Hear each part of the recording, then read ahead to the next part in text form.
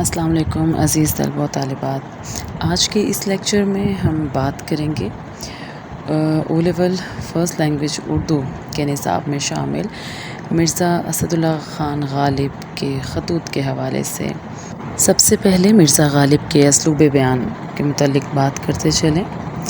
اردو زبان میں مرزا غالب کو ایک عظیم فلسفی شاعر کے علاوہ بہت بڑے ادیب کا بھی درجہ دیا جاتا ہے۔ ان کی شاعری اور نثر نگاری ہر اعتبار سے بے مثال ہے۔ مرزا غالب کے خطوط کی سب سے نمایاں خصوصیت ان کا سادہ، دلکش اور خوبصورت اسلوب بیان ہے، جو بڑے بڑے ادیبوں کی تحریروں میں بھی نہیں پایا جاتا۔ کسی ادیب کی بڑی خوبی اس کی قوت اظہار اور انداز تحریر ہوتی ہے، اور غالب میں یہ خوبی نمایاں ہے جو دوسرے ادیبوں کے لیے مشعل راہ ثابت ہوئی۔ مرزا غالب سے پہلے خطوط میں طویل القابات کا استعمال ہوتا تھا اور مختلف تکلفات پر مبنی جملوں کی بھرمار ہوتی تھی، جو ابتدا سے آخر تک تحریر کو پرتکلف بنا دیتے ہیں۔ عام انسان ایسی تحریروں کو نہ تو پڑھ سکتا تھا نہ ہی سمجھ سکتا، چنانچہ غالب نے اس فرسودہ روایت کا خاتمہ کیا، مشکل اور پیچیدہ القابات اور تکلفات کو خطوط سے نکال کر سادہ انداز کو اپنایا۔ خطوط میں خلوص و محبت کی خوشبو کے ساتھ ساتھ دوستوں کی بے تکلفی کی شان پیدا کی۔ غالب کے خطوط کو پڑھنے سے ہمیں ایسا معلوم ہوتا ہے جیسے دو آدمی آمنے سامنے بیٹھے باتیں کر رہے ہوں۔ غالب نے اس طرز کو اپنا کر اس بات کو سچ ثابت کر دیا کہ خط نصف ملاقات ہوتا ہے، یعنی خط لکھنے والا اور پڑھنے والا دونوں بے تکلفی کے ساتھ آمنے سامنے مکالمے میں مصروف ہوں۔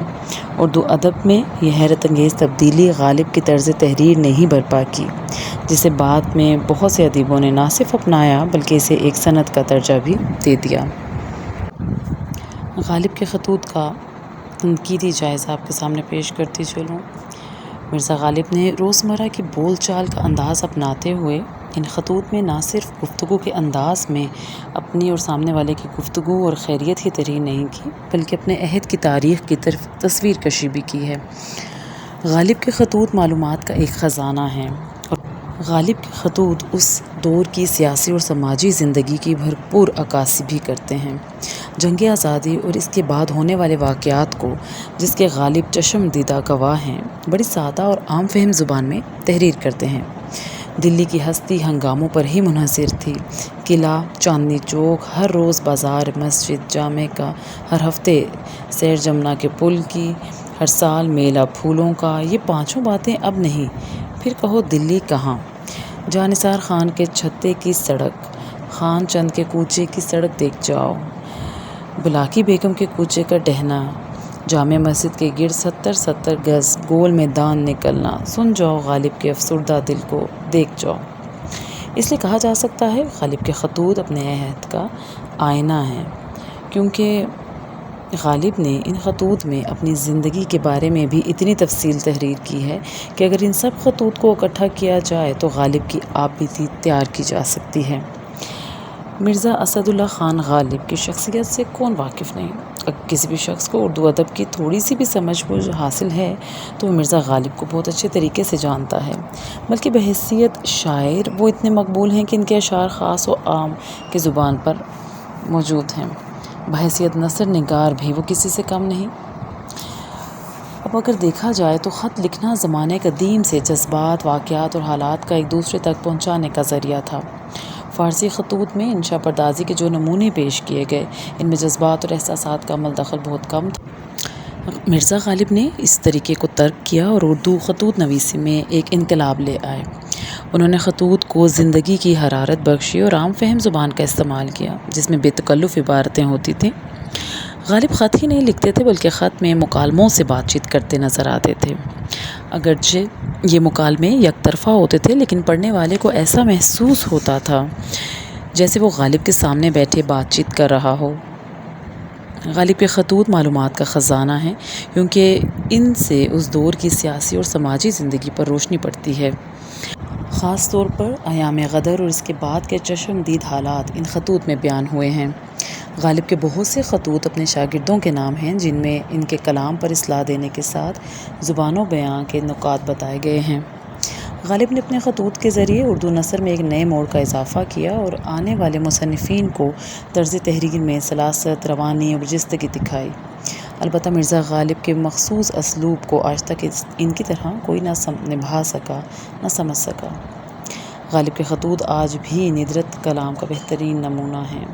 غالب نے فرسودہ روایات کو ٹھوکر مار کر وہ جدتیں پیدا کیں جنہوں نے اردو خطوط نویسی کو فرسودہ راستے سے ہٹا کر فنی معراج پر پہنچا دیا، یعنی کہ پرانے اسلوب یا پرانے طور طریقوں کو رد کرتے ہوئے غالب نے خطوط نویسی میں ایک نیا انداز اپنایا۔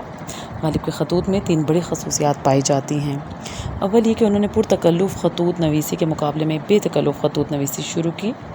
دوسری یہ کہ انہوں نے خطوط نویسی میں اسلوب اور طریقہ اظہار کے مختلف راستے پیدا کیے، اور تیسری یہ کہ انہوں نے خطوط نویسی کو ادب بنا دیا۔ ان کے متعلق کہا جاتا ہے کہ انہوں نے شاہی روشوں کو ترک کر کے خطوط نویسی میں بے تکلفی کو رواج دیا اور القاب و آداب اور تکلفات کے تمام لوازمات کو ختم کر دیا۔ غالب کی سب سے بڑی خوبی یہ ہے کہ وہ جو کچھ لکھتے بے تکلف لکھتے، اور ان کے خطوط کا مطالعہ کرتے وقت شاید ہی کہیں یہ احساس ہو کہ الفاظ کے انتخاب یا مطلب کی تلاش میں انہیں کوئی کاوش کرنی پڑی ہو۔ عام ادبی بول چال کا مطالعہ کرتے ہوئے ہم کہہ سکتے ہیں کہ غالب کی تحریر آور نہیں بلکہ آمد ہے۔ مولانا حالی کے الفاظ میں مرزا سے پہلے کسی نے خط و کتابت کا یہ انداز اختیار کیا اور نہ ہی ان کے بعد کسی سے اس کی پوری تقلید ہو سکی۔ غالب نے فرسودہ القابات کو ختم کیا اور خط کو شروع کرتے کبھی میاں، کبھی برخوردار، کبھی بھائی صاحب، کبھی مہاراج اور کبھی کسی اور مناسب لفظ سے شروع کیا، اور اسی بے تکلفی اور سادگی نے ان کے خط میں ڈرامائی کیفیت پیدا کر دی۔ مثلاً یوسف مرزا کو اس طرح خط شروع کرتے ہیں: کوئی ہے ذرا یوسف مرزا کو بلائیو، لو صاحب وہ آ گئے۔ ایک اور جگہ خط کی ابتدا یوں کرتے ہیں: آہا میرا پیارا مہدی آیا، آؤ بھائی مزاج تو اچھا ہے، بیٹھو۔ غالب خود اپنی جدت پسندی پر اظہار خیال کرتے ہوئے کہتے ہیں: میں نے وہ انداز تحریر ایجاد کیا ہے کہ مراسلے کو مکالمہ بنا دیا۔ ہزاروں کوسوں سے زبان قلم باتیں کرو اور ہجر میں وصال کے مزے لیا کرو۔ در حقیقت خطوط غالب انسانی زندگی کی بھرپور عکاسی کرتے ہیں، کیونکہ مختصر کہانی کا موضوع ہی انسانی زندگی کا کوئی پہلو ہوتا ہے۔ غالب نے شخصی اور اجتماعی زندگی کے مختلف پہلوؤں کو بیان کرنے میں بھی جس طرح شگفتہ انداز بیان کو اختیار کیا ہے، اس نے مختصر کہانی کے لیے راہیں ہموار کی۔ غالب کا اسلوب خود ساختہ ہے اور وہ چھوٹی چھوٹی چیزوں کو بیان کرنے کا سلیقہ جانتے ہیں۔ غالب کا مشاہدہ بہت تیز ہے اور انہیں منظر و خاکہ نگاری میں بھی ملکہ حاصل ہے۔ غالب کے خطوط کی سب سے بڑی خصوصیت ان کے لہجے کی شیرینی، ظرافت اور مزاح ہے، جس میں ہلکی ہلکی لہریں طنز کی بھی رواں ہیں، اور غالب کے یہی خطوط اردو ادب کے کئی اصناف کی ابتدا کا موجب بھی بنے۔ اس میں کوئی شک نہیں کہ غالب کو اگر شاعری میں ایک انفرادی حیثیت حاصل ہے تو نثر میں بھی وہ ایک الگ اور انتہائی منفرد مقام رکھتے ہیں۔ مجھے امید ہے طلباء و طالبات آپ سب کو مرزا غالب کے خطوط جو ہیں وہ بخوبی سمجھ آئے ہوں گے، ان کا تنقیدی جائزہ آپ ٹھیک سے سمجھ پائے ہوں گے۔ غالب کے خطوط کی اردو ادب میں اہمیت کیا ہے اور کیا مقام رکھتے ہیں اردو ادب میں، آپ اس سے بھی بخوبی واقف ہوں گے۔ اگلے لیکچر تک کے لیے دعاؤں میں یاد رکھیے گا اور اس چینل کو سبسکرائب کر لیں تاکہ مزید اردو ادب کے حوالے سے لیکچرز آپ کو سننے کو ملیں۔ بہت شکریہ، اللہ حافظ۔